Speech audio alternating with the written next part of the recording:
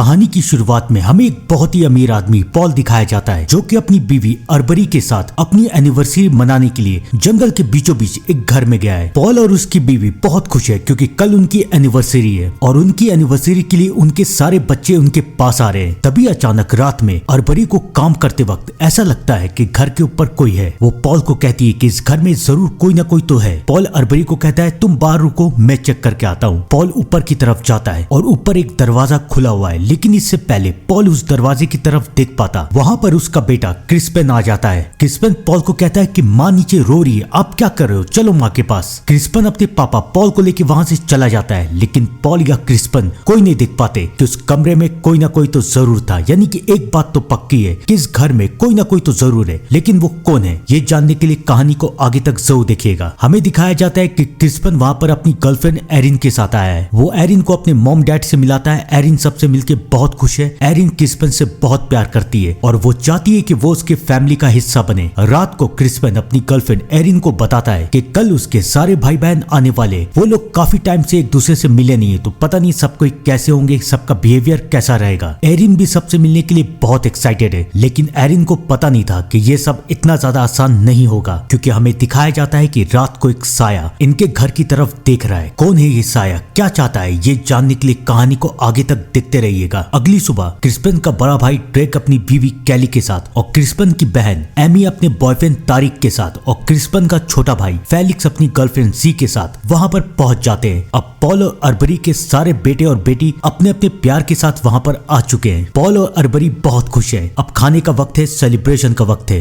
लेकिन खाने के वक्त पे ड्रेक और केली एरिन का मजाक उड़ा रहे हैं और ये बात क्रिस्पन को पसंद नहीं आती। क्रिस्पन और ड्रेक के बीच में बहस शुरू हो जाती है। सब कोई क्रिस्पन और ड्रेक को शांत करवाने की कोशिश कर रहे हैं, लेकिन इसी बीच तारिक का ध्यान जाता है विंडो की तरफ और वो देखता है कि एक साया उन लोगों को देख रहा है। सब कोई तो बहस कर रहे हैं, लेकिन तारिक विंडो की तरफ देख रहा है कि वहां पर कौन है। और तभी अचानक शीशा तोड़ के एक तीर आता है और तारिक के सर में घुस जाता है और यहाँ से शुरू होता है इस कहानी का क्लाइमैक्स। तारिक सबके सामने मर जाता है। सबको ये देख के चौंक जाते हैं कि अचानक तारिक को क्या हुआ, लेकिन अब सोचने का वक्त किसी के पास नहीं था, क्योंकि एक के बाद एक सारे तीर उनके ऊपर चलने लगते हैं। एक तीर ड्रेक के पीठ में लग जाता है। सब कुछ समझ जाते हैं कि कोई उन लोगों को मारने की कोशिश कर रहा है। एरिन सबसे कहती है कि टेबल के नीचे छुपो वरना हम सब मारे जाएंगे। किसी को समझ में नहीं आ रहा कि बाहर कौन है, वो हमें मारना क्यों चाहता है। अब उन्हें पुलिस को कॉल करना था, लेकिन वो पुलिस को कॉल करेंगे कैसे, क्योंकि किसी के भी मोबाइल में सिग्नल आ नहीं रहा है। फिलिक्स सबको ये बताता है कि बाहर जो भी है वो हमें मारने के इरादे से आया है, इसलिए उसने घर के बाहर जैमर लगा दिया है। अब यहाँ से 20 किलोमीटर दूर तक कोई भी फोन काम नहीं करेगा।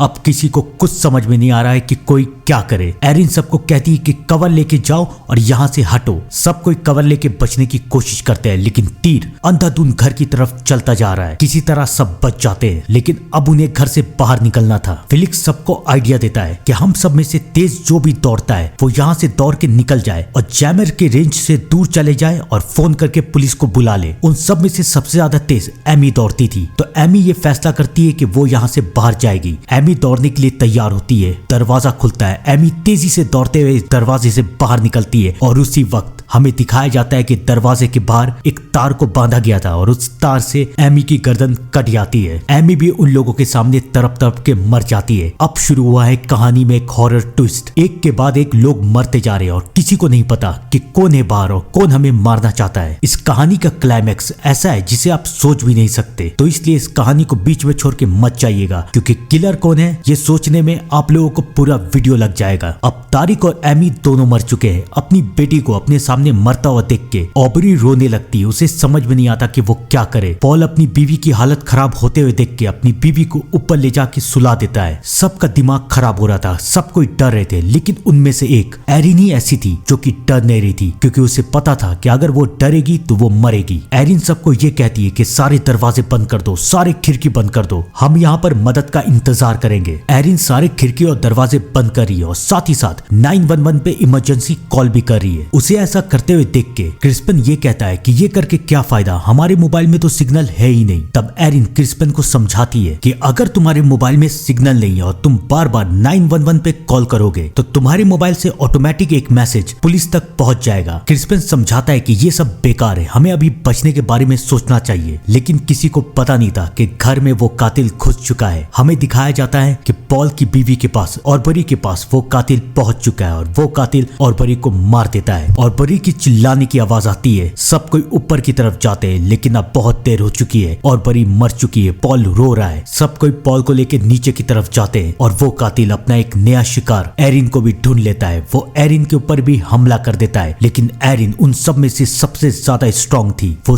कातिल के हाथों पे चाकू मार देती है और वो कातिल वहां से भागने में कामयाब होता है। अब वो कातिल इतना तो समझ चुका है कि एरिन को मारना इतना आसान नहीं है। सब कोई एरिन की आवाज सुन के नीचे आ जाते हैं, लेकिन सिर्फ कैली ऊपर है। कैली अपनी सासू माँ को मरे हुए देख रही है, लेकिन तभी कैली को एहसास होता है कि उस कमरे में कोई और है और वो देखती है कि एक कातिल वहां भी है। कैली उसे देख के डर जाती है। वो डरते हुए घर से भाग जाती है। उसे रोकने के लिए ड्रेक भी पीछे पीछे जाता है, लेकिन ड्रेक उस तार से घायल होकर बेहोश हो जाता है। एक बात समझ में नहीं आई, अगर वो कातिल एरिन के पास नीचे था तो ऊपर कौन था? यानी कि एक बात तो कंफर्म है कि इस फैमिली के ऊपर एक कातिल ने नहीं बल्कि 2 कातिल ने हमला किया था और शायद 2 से ज्यादा भी हो सकते हैं। तारिक, एमी और ऑर्बरी मर चुके थे। कैली घर से भाग गई थी। ड्रेक बेहोश था। फिलिक्स क्रिस्पन को कहता है कि कैली बाहर भाग के जा चुकी है, वो जिंदा है, तो ये भी तो हो सकता है कि कातिल शायद अब यहाँ से जा चुका है। हम में से किसी एक को भी बाहर जाना चाहिए। क्रिस्पन कहता है कि मैं बाहर जाऊंगा और मैं मदद लेके आता हूँ। एरिन क्रिस्पन को रोकने की बहुत कोशिश करती है, लेकिन क्रिस्पन एरिन से वादा करता है कि वो बाहर जाएगा और मदद लेके आएगा। क्रिस्पन बाहर चला जाता है। अब घर में सिर्फ 5 लोग हैं, पॉल, फिलिक्स, सी, एरिन और ड्रेक। और घर से बाहर क्रिस्पन और केली भाग चुके हैं। हमें दिखाया जाता है कि केली जंगल में भागते हुए एक घर की तरफ जाती है। उसे ऐसा लगता है कि इस घर का मालिक उसे बचा लेगा, लेकिन वो कातिल केली का पीछा करते करते उस घर में भी आ जाता है और वो उसके बाद केली को मार देता है। अब केली भी मर चुकी है और ये बात कंफर्म हो चुकी है कि कातिल कोई एक नहीं है बल्कि 3 से 4 है। कहानी हमें घर की तरफ लेके जाती है। सब कोई नीचे है, लेकिन पॉल अभी भी ऊपर है। पॉल के दिमाग में उसकी बीवी की बात आ रही है। उसकी बीवी ने उससे कहा था कि उसने ऊपर किसी को चलते हुए सुना है, तो पॉल पूरे घर की तलाशी ले रहा है, लेकिन तभी अचानक लाइट ऑफ हो जाती है। एरिन कहती है कि मैं बेसमेंट पे जाके मीटर को देखती हूँ और तुम लोग ऊपर जाके पॉल को देखो। फिलिक्स अपनी गर्लफ्रेंड जी के साथ पॉल के पास जाता है। पॉल अपने बेटे को ये कहता है कि यहाँ पर कोई ना कोई तो जरूर है और ये हमला हमारे ऊपर रैंडम नहीं हुआ है, ये हमला हमारे ऊपर प्लान करके किया गया है। ये कातिल पहले से यहाँ पर आए थे और इनका बस एक मकसद था, हमें मारना। लेकिन ये हमें मारना क्यों चाहते हैं? इससे पहले पॉल कुछ और बोल पाता, वहां पर एक कातिल आता है और फिलिक्स और जी के सामने पॉल को मार देता है। लेकिन फिलिक्स और जी तो बहुत आराम से दिख रहे हैं। वो लोग पॉल को मरते हुए देख रहे हैं और उसके बाद फिलिक्स उस कातिल को कहता है कि मेरे पापा को मेरे सामने क्यों मारा? इसे अलग से ले जाके मारना चाहिए था ना। यानी ये कंफर्म हो जाता है कि ये सब मास्टर प्लान फिलिक्स का ही था। फिलिक्स ने ही इन सारे कातिलों को हायर किया था अपने पूरे परिवार को मारने के लिए। लेकिन वो ये करना क्यों चाहता है? वो चाहता क्या है? अब कहानी बहुत इंटरेस्टिंग बनती जा रही है। मैं अब भी कह रहा हूँ कि कहानी का क्लाइमैक्स आप लोगों को चौंका देगा, जहाँ पर एक तरफ फिलिक्स और एरिन पॉल की लाश को ठिकाने लगा देते हैं, वहीं दूसरी तरफ नीचे एक कातिल एरिन के ऊपर हमला करने की कोशिश करता है। लेकिन एरिन को मारना इतना आसान नहीं था। एरिन उस कातिल को भी मार देती है और उसके बाद एरिन नीचे बेसमेंट की तरफ चली जाती है। ऊपर वाला कातिल जब नीचे आता है तो वो देखता है अपने साथी को मरे हुए, और वो साथी और कोई नहीं बल्कि इसका भाई था। अब इस कातिल को बहुत गुस्सा आ रहा है। वो एरिन का पीछा करते हुए बेसमेंट की तरफ जाता है, लेकिन एरिन अब तैयार है। वो उस कातिल के ऊपर हमला कर देती है और यही वो वक्त था जब ड्रेक को भी होश आ जाता है। ड्रेक और एरिन को एक साथ खड़ा हुआ देख के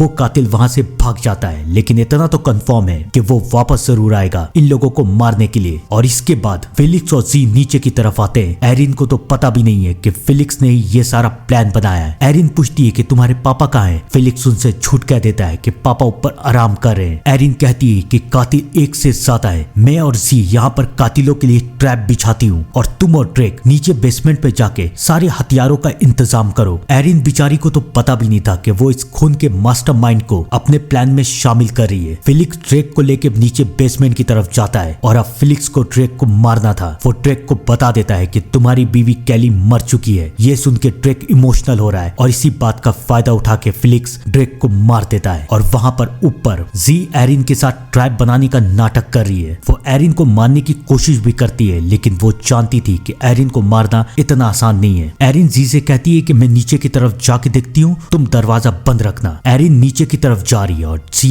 दरवाजे को खोल देती है ताकि वो कातिल दोबारा यहाँ पर लौट के आ सके। एरिन नीचे की तरफ है और वो कातिल घर के अंदर घुस जाता है। वो एरिन के ऊपर हमला करता है, लेकिन एरिन शीशा तोड़ के उस घर से भाग जाती है। वो जंगल की तरफ भागती है। वो कातिल एरिन का पीछा करता है, लेकिन एरिन उस कातिल को चकमा देते हुए फिर से घर की तरफ आ जाती है। एरिन को पता था कि कहाँ कहाँ ट्रैप है। एरिन तो ट्रैप से बच जाती है, लेकिन वो कातिल जैसे ही घर के अंदर घुसता है उसके पैरों में कील चुभ जाती है। वो चिल्लाने लगता है और उसकी चीख सुन के उस कातिल का एक और साथी फिलिक्स और जी नीचे आ जाते हैं। फिलिक्स उन कातिलों को देख रहा है और उन्हें कह रहा है कि तुम लोग कितने बेवकूफ हो, तुमसे एक लड़की नहीं मारी जा रही है, एक लड़की तुम सबको मार रही है। और यही वो वक्त था जब एरिन फिलिक्स की सारी बातें सुन लेती है। उसे पता चल जाता है कि इसका मास्टरमाइंड फिलिक्स ही है। अब फिलिक्स और वो दोनों कातिल मिलके एरिन को ढूंढ रहे थे। उनका बस एक शिकार था, एरिन। और इसी वक्त एरिन के मोबाइल में मैसेज आता है कि आपका इमरजेंसी कॉल हमने रिसीव कर लिया है और अब पुलिस किसी भी वक्त आपके घर में